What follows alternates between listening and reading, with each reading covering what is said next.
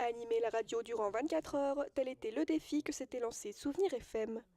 Ainsi, le 24 mai, Greg l'animateur s'était mis sur son 31, prêt à relever le challenge et avait pris les commandes de la radio dès 7 heures du matin.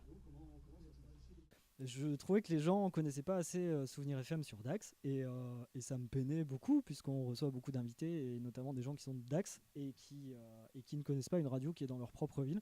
Donc en blaguant, j'ai lancé à notre chère chargée de développement Sylvie Fage.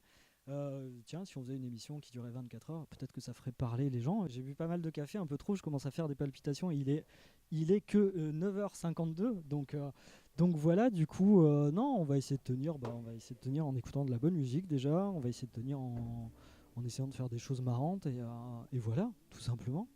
Ça fait donc 1h33 que nous sommes à l'antenne, pas en discontinué, évidemment, je ne suis pas un surhomme. J'accueille ma nouvelle invitée, c'est Marie-Léa Laureau, qui est Miss Land Béarn 2019. Bonjour Marie-Léa. Ça fait donc 7 heures et au bout de 7 heures, on a eu notre problème technique juste avant puisque ça a coupé l'écran pub. Mais bon, c'est pas grave, ça arrive. On s'écoute une petite chanson, le temps d'avaler un café, le temps que je raccompagne mon invité.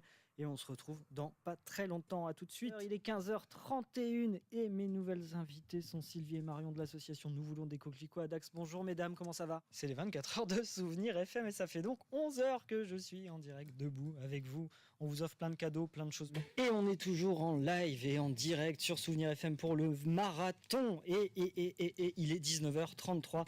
À 19h30, je vous avais promis un flash info. Un flash météo. Il est 2h12 du matin. On dit au revoir à Pierre-Étienne Gauthier qui s'en va. Au revoir Pierre-Étienne. Invités en tout genre, concerts, recettes, cadeaux, Souvenir FM avait alors eu de quoi divertir ses auditeurs durant tout le marathon. On a reçu ce matin des partenaires qui sont associés à nous pour les 24 heures, qui offrent des cadeaux.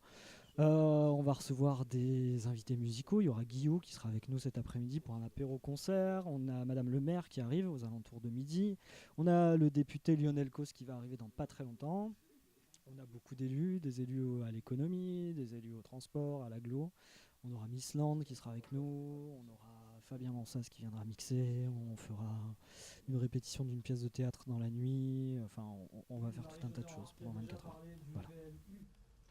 But de l'événement, faire découvrir ou redécouvrir la radio sans artifice, mais juste avec la convivialité propre à Souvenir FM depuis 12 ans.